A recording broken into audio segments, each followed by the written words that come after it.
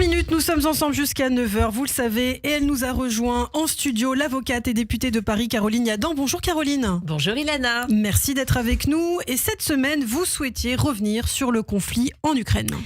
Comme vous le savez Ilana, Volodymyr Zelensky était à Paris vendredi dernier pour signer un accord bilatéral de sécurité avec la France destiné à garantir à l'Ukraine un soutien militaire et financier de long terme. Au moment où la situation sur le front ukrainien s'enlise et où ces derniers peinent à repousser l'agresseur russe, il est de notre devoir de les soutenir avec force.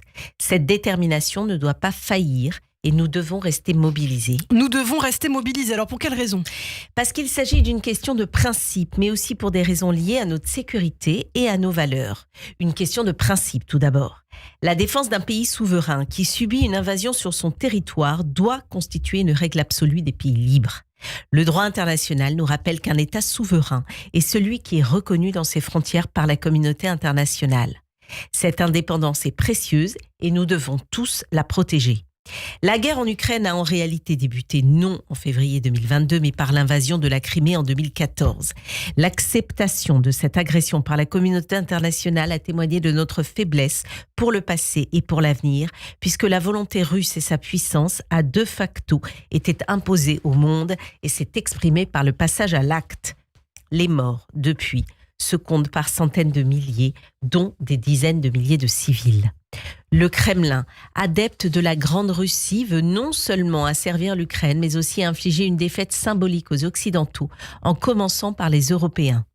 L'Iran et la Corée du Nord approvisionnent maintenant la Russie en armes et en munitions. Chaque agression impunie encourage d'autres agresseurs à passer à l'acte et mine un peu plus la sécurité de l'Europe et du monde. Oui, c'est donc aussi une question de sécurité. Et oui, bien entendu. Nous ne pouvons pas laisser la Russie gagner car la sécurité même de l'Europe est mise à mal, a déclaré notre président en janvier dernier.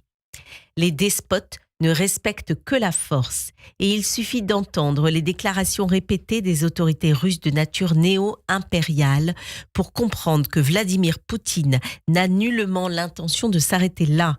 Les pays baltes, la Pologne, la Finlande ou la Suède se sentent aujourd'hui en danger à juste titre. Le chef du Kremlin, pour lequel le pouvoir ne se conçoit que dans la guerre permanente, numérique et sur le terrain, de la Tchétchénie à l'Ukraine, en passant par la Géorgie et la Syrie, est convaincu que le temps joue désormais en sa faveur et qu'il remportera ce qu'il définit comme une guerre de l'Occident contre la Russie.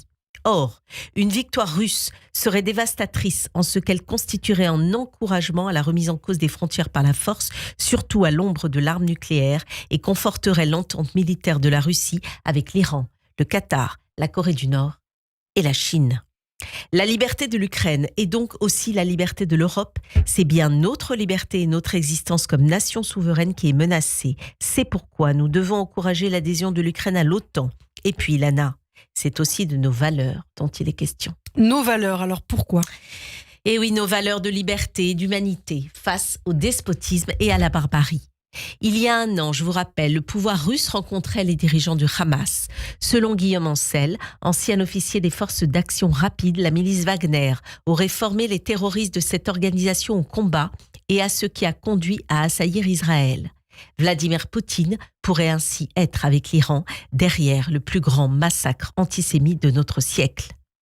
Il est patent que l'hécatombe du 7 octobre sert le Kremlin en détournant l'attention et fait en outre le jeu du régime des mollahs qui retrouve sa position centrale que les accords d'Abraham menaçaient de saper.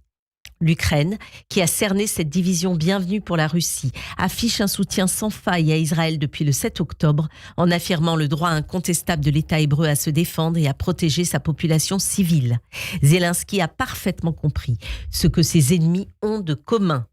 Ils adoptent les mêmes modes d'exécution barbares de la population civile comme à Boutcha et pratiquent allègrement les inversions accusatoires et le révisionnisme en adoptant une rhétorique d'agressés et de nazification de leurs adversaires.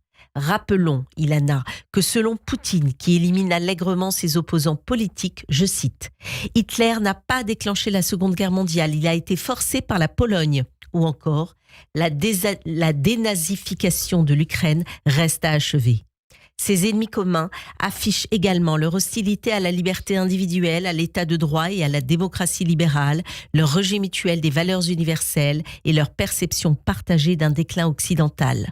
À nous d'en être conscients pour agir en responsable de notre avenir. L'Ukraine, c'est notre combat à tous. Eh bien, merci beaucoup Caroline Yadan. Merci pour cette prise de position ce matin sur Radio J. On vous retrouve bien sûr chaque lundi, une semaine sur 2 sur Radio J, également en podcast sur notre site internet radioj.fr et en vidéo sur notre chaîne YouTube. Merci. Merci, à bientôt. À très bientôt.